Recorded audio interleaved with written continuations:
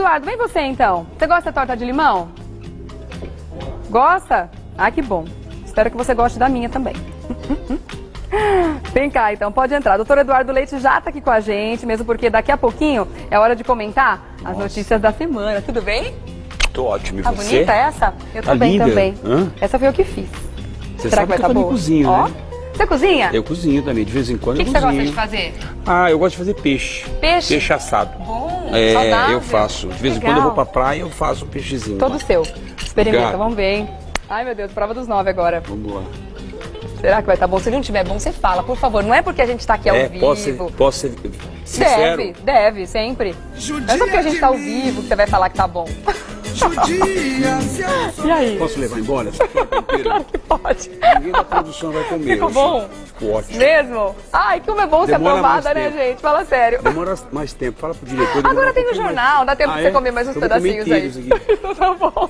Ó, daqui a pouquinho o doutor Eduardo Leite vai comigo pra falar sobre as notícias da semana. Enquanto isso, ele se delicia aqui com a torta. Tá bom, vou pegar um pedacinho pra mim também. Pode comer. Eu deixo, tá? Só você. Só um pedacinho pra mim. Bom, agora é hora de conversar com o doutor Eduardo Leite. Mas antes eu quero que você assista a essa matéria que ele mesmo fez, mostrando a estrutura da CET. Conheça aí.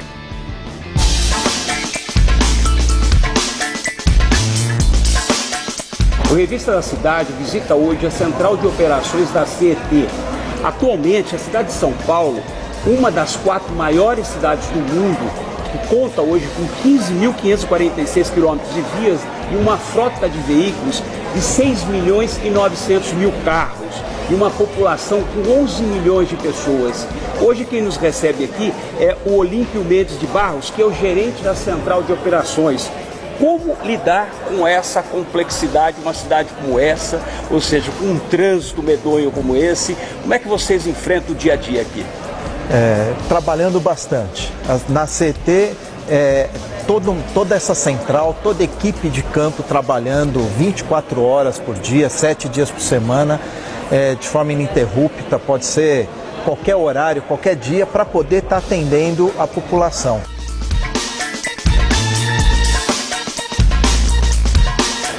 E aqui você tem todo o monitoramento, inclusive das próprias viaturas. Sim, aqui a gente pode estar acompanhando todo o tráfego, todo o fluxo de veículos e sempre que tem qualquer ocorrência numa dessas vias é possível estar monitorando. Todas essas câmeras têm controle aqui de dentro da central, então é possível dar zoom, checar exatamente o que está ocorrendo.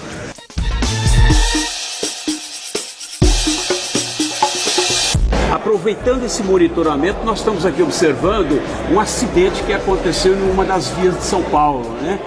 É isso? Você poderia nos explicar essa abordagem da CET? Essa é uma das câmeras da CET que está monitorando. Agora está um pouco fechada, mas parece o eixo 23 de maio, onde ocorreu um acidente envolvendo provavelmente uma moto e um veículo.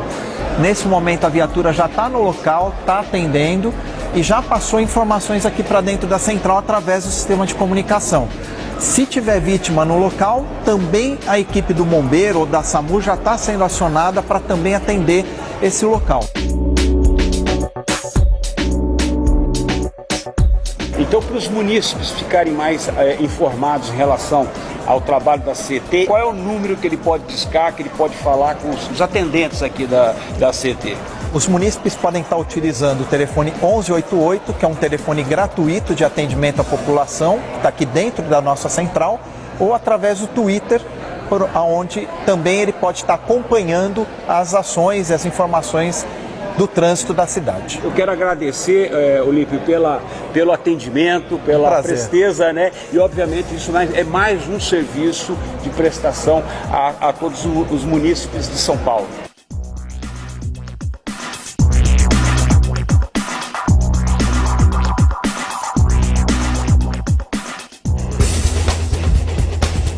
Essa aí é a estrutura da CET, né, que o doutor Eduardo Leite acabou de mostrar pra gente. Mas vamos conversar sobre isso aqui no estúdio, mesmo porque há pouco tempo atrás a gente viu a CET pedindo doações por toda a cidade, né? Então acho que a gente tá mostrando ali um pouco da estrutura ou a falta dela, né, doutor Eduardo? Bom dia mais uma vez. Bom dia, Regiane, tudo bem? Tudo ótimo.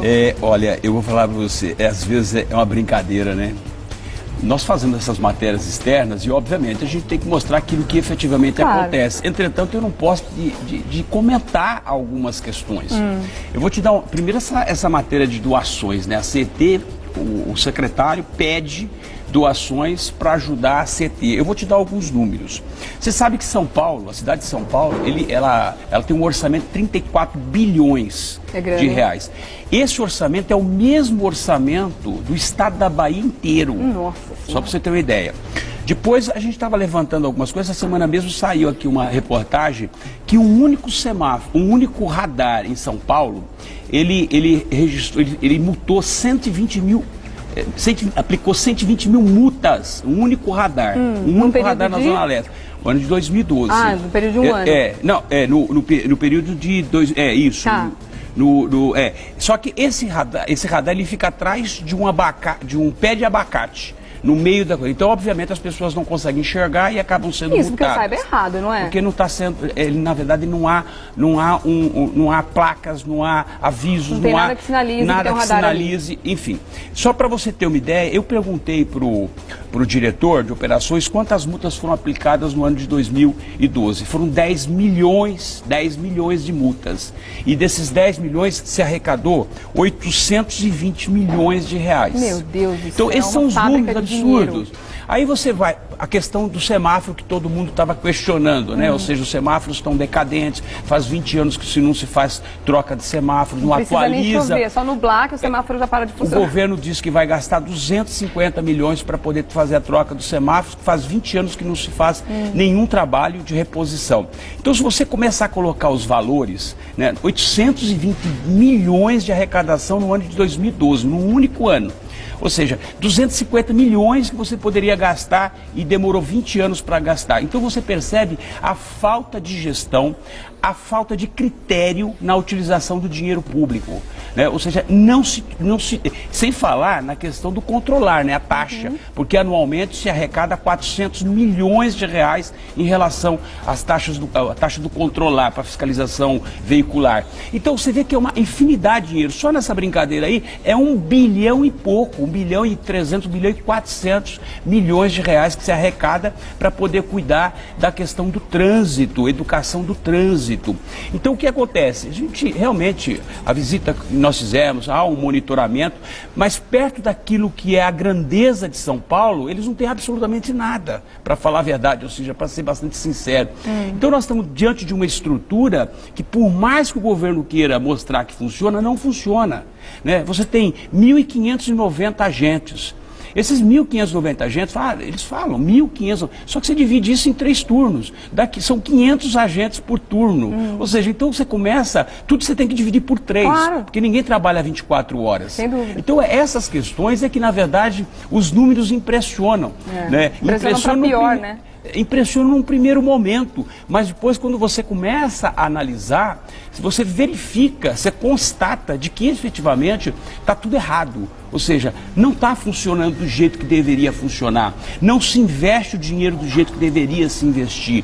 Não é pouco dinheiro que a cidade de São Paulo arrecada, é muito dinheiro. Maior, é a terceira economia da América Latina, só perde para o Brasil, Brasil como território inteiro, para o estado de São Paulo. E São Paulo é a terceira economia, ou seja, o terceiro maior orçamento, maior arrecadação da América Latina. Então por aí você começa a perceber, e aí a forma, Regiane, de você conduzir, por exemplo, os marronzinhos. Você tem 1.590 agentes de trânsito que chamam de marronzinho.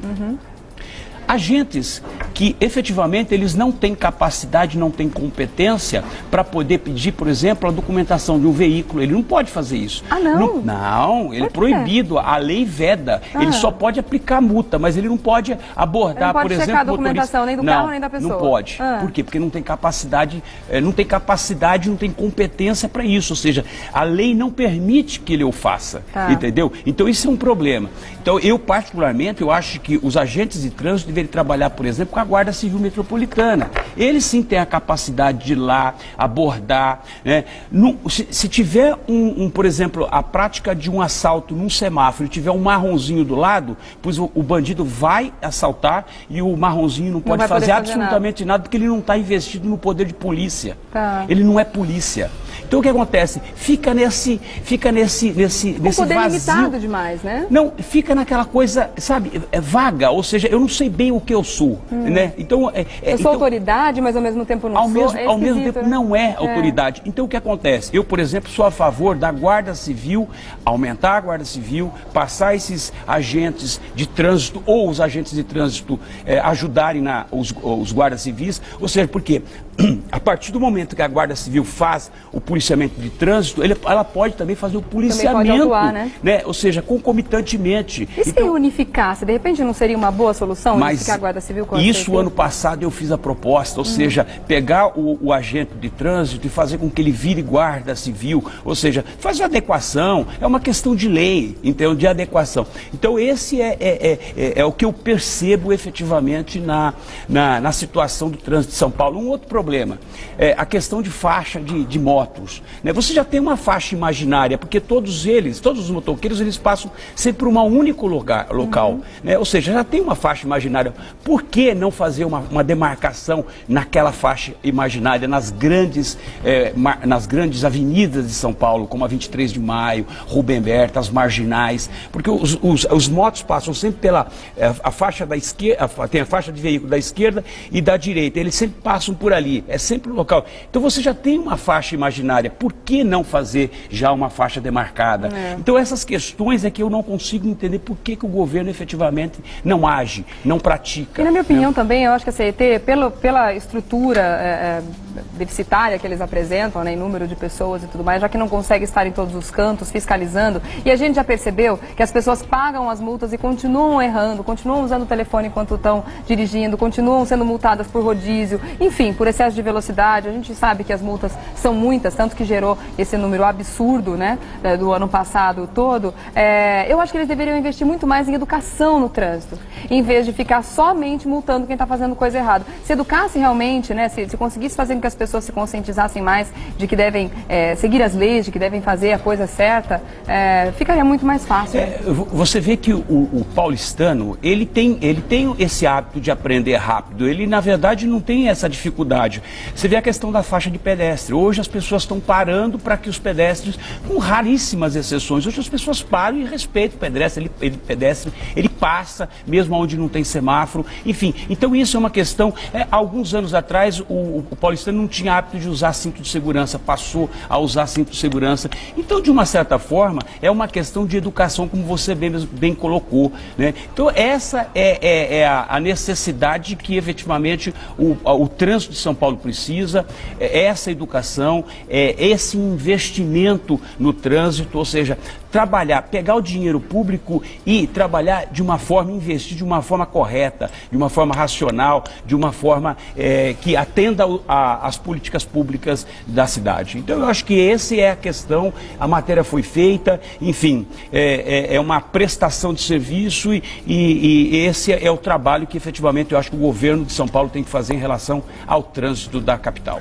Tá certo. Obrigada mais uma vez, doutor Eduardo. Claro que você está convidado a voltar sempre. Segunda-feira ele está de volta também falando aí dos fatos da semana, mas eu acho que esse trabalho que você está fazendo aqui no Revista da Cidade é muito importante para nós, para as pessoas que estão em casa, porque é realmente uma prestação de serviço para as pessoas de São Paulo, para não só conhecer a estrutura, para que a gente saiba cobrar e saiba por que está cobrando. Isso é o mais importante, né?